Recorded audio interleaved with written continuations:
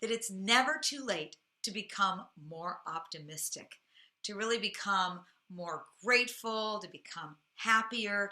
And I'll share with you a story about my mom because for most of my mother's life, she was not really the happiest camper around. She was, I would say she had some low grade depression. But the last 5, 6 years of her life, she became really deeply happy.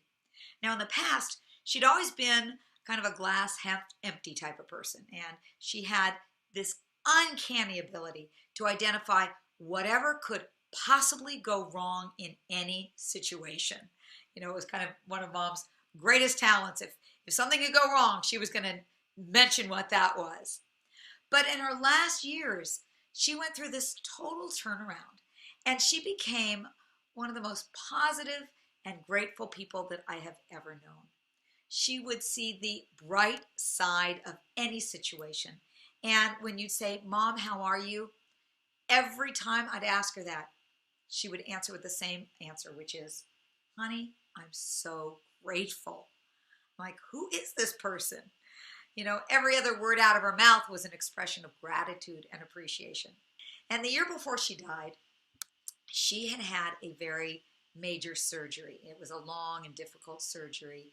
And when we were in the recovery room, my brother and my sister and I were in the recovery room, we were standing over her bed waiting for her to wake up. And there were tubes coming out of everywhere. She had tubes coming out of her nose and out of her mouth, and it was just, the hospital scene. And as she was waking up, I leaned over and I whispered, "How are you, Mom?" And she opened up her eyes, and she got a big smile on her face. And she said, "Oh, honey, I am happy for no reason." And I thought, oh my God, that was, one of the titles of one of my books. And I just got it. She was really the walking example of being happy for no reason.